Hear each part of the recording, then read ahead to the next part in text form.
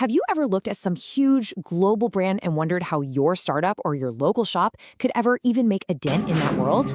Well, the answer is marketing. So let's get into it and break down how the little guy can not just compete, but actually win. Okay, so picture this. In one corner of the ring, you've got the giants, the Coca-Colas of the world. They have these huge international teams and budgets that are just mind-bogglingly massive.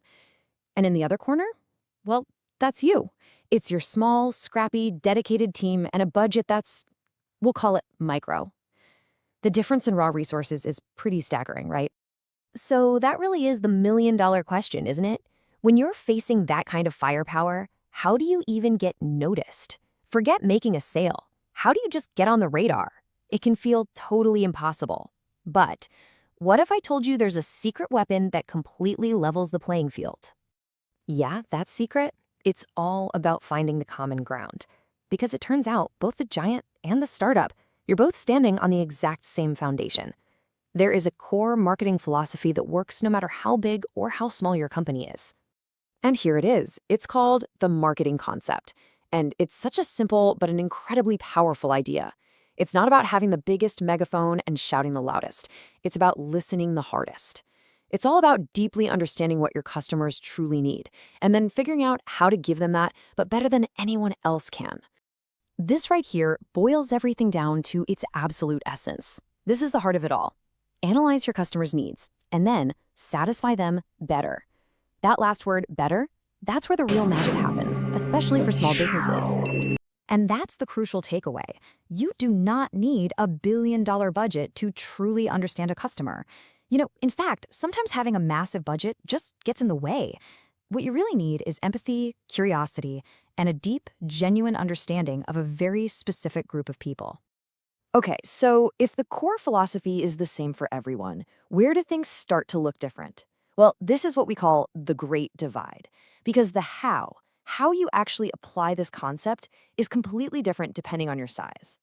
And this is where you really see those paths diverge. A big business, they use mass media, think Super Bowl ads, for these huge, broad campaigns run by massive, specialized teams.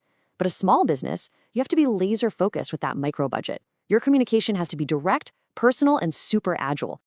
And this is exactly why trying to just copy a corporate giant is a total recipe for disaster. Their playbook is designed for their resources, their scale, not yours. You absolutely need your own strategy, one that's tailored to your unique strengths. All right, so let's start building that playbook. The very first step is to get crystal clear on what you're actually trying to do. What is your single most important strategic goal right now? And I'm serious. Take a second and really think about it.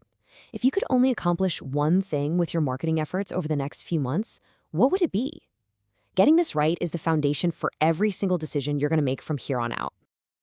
Your goal could be any one of these things. Maybe you just need to move the needle on raw sales numbers. Or maybe it's less about new people and more about improving loyalty, getting the folks who already love what you do to come back more often.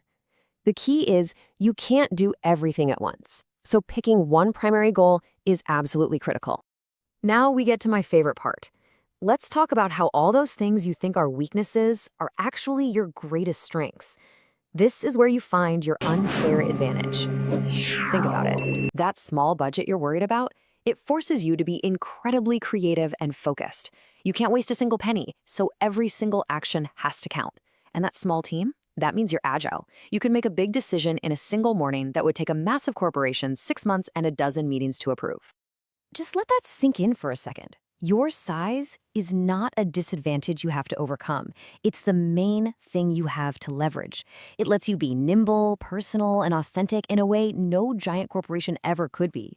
Your size is your superpower. So I'll leave you with this final thought. Forget about the competition's budget for a minute. Go all the way back to that core marketing concept we talked about and ask yourself this question. What is the one specific need for one specific group of customers that you can satisfy better than anyone else on the entire planet? Find the answer to that, and you've found your path to victory.